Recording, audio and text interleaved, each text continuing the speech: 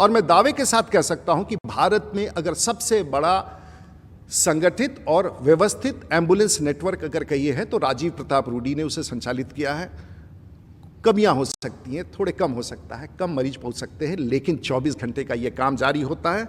मैं आपको कुछ दिखाऊंगा और इसके बाद स्वयं आप तय कर लीजिएगा कि मैं कितना बड़ा गलत काम करता था। पहले तो कहा गया कि ये एम्बुलेंस मेरे घर में लगा है। मैं लोगों को बताना चाहूंगा कि पटना जाने के बाद ये मेरा घर है। वैसे इस घर को नक्सलियों ने उड़ाने का कोशिश किया। ये पुराना घर है, 100 साल पुराना, और मैं यही रहता हूँ।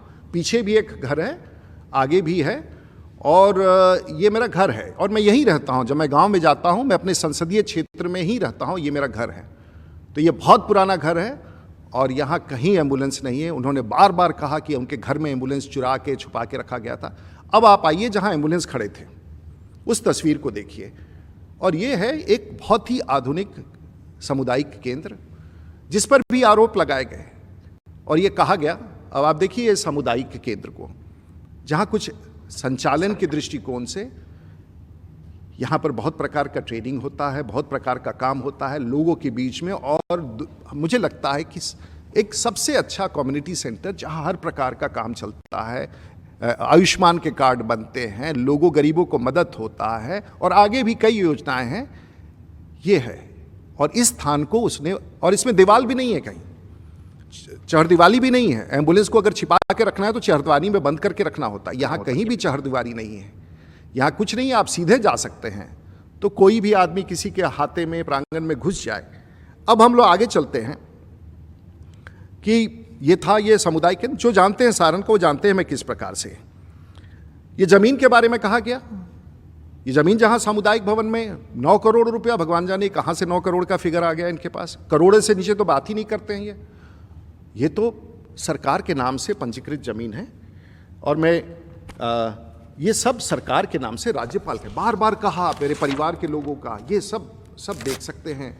ये सब सरकार के नाम से पंजीकृत जमीन है। ये पूरा का पूरा एफिडेविट जमीन सरकार के नाम से निबंधित है और एक एक पैसा सरकार का है, संपत्ति सरकार की है। कहा मेरी निजी संपत्ति है।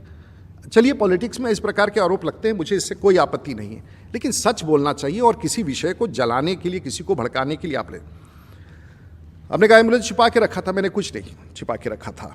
और ये भी बताना चाहूँगा कि जो 2019 में, मैं ये एम्बुलेंस का काम कोई कोविड में नहीं कर रहा हूँ। मैं एम्बुलेंस का काम पिछले 10 वर्षों से कर रहा हूँ, लगातार कर रहा हूँ, लोगों तक पहुँचा रहा हूँ, उसमें सुधार कर रहा हूँ। और ये एक व्यवस्था के तहत है। ये डिस्ट्रिक्ट में जितने 40 के आसपास जो ये समिति बनी हुई है, इसके अध्यक्ष डीडीसी है। ये है ये उसका है डिस्ट्रिक्ट मजिस्ट्रेट का। देखिए, ये इस पर पंचायत की मुखिया को दिया जाता है। और ये देखिए डिस्ट्रिक्ट एम्बुलेंस दास है, जिसमें उप आयुक्त अध्यक्ष होते हैं, सिविल सर्जन उसके सचिव होते हैं, जिला योजना पदाधिकारी, जिला लेखा पदाधिकारी, जिला पंचायती राज, जिला और सांसद का एक चयनित संचालन समन्वय संस्था, ये मुखिया द्वारा स्वीकार किया जाता है। और पंचायत स्तर पर भी एक कमेटी होता है। ये पंचायत स्तर पर का कमेटी है। ये देखिए, इसमें एक पंचायत स्तर की कमेटी है। वो शायद पन्ना दिख नहीं रहा है, मैंने निकाल दिया। और वहाँ से ये संचालित होता है। ये पूर्णतः सरकारी है। मैंने अपने ऊपर ले लिया कि मैं चलाता हूँ, मैं समन्वय करता हूँ ताकि अच्छी तरह से चले, उसकी जिम्मेवारी लेता हूँ। 4 लाख रुपए में तो एक नाली बनता है गांव का, पता नहीं कई बार बनता है नहीं बनता है। ये 4 लाख रुपए का एम्बुलेंस मेरा ये कमिटमेंट है। और मैं कहता हूँ 4 लाख रुपए से अगर किसी एक व्यक्ति का एक कार्यकाल में एक एम्बुलेंस से अगर जान बच गया, तो मैं समझता हूँ कि वो 4 लाख रुपया सरकारी पैसे का सदुपयोग हुआ। और इसको मैं फिर से दोहराना चाहूँगा कि मुझे अपने इस कार्य पर गर्व है कि मैं गरीबों तक काम करता हूँ ईमानदारी से। और ये मेरा पैशन है, मैं करता रहता हूँ, चाहे इसका कोई भी इसको हटाने का कोशिश करे। आपने ये कह दिया कि हमारे ये कैसे मुखिया लोग चलाते हैं। पंचायती राज संवैधानिक अधिकार के तहत पंचायतों में मुखिया का सबसे बड़ा भूमिका है। हमारे यहाँ 225 के आसपास पंचायत। मैंने अभी ये देखिए मुखिया लोगों को जब दिया गया था, और ये मैं वीडियो आपको चला के दिखाना चाहूँगा। तो ये पंचायतों में बांटा गया था। समाज में भी एक इनका अच्छा स्थान है।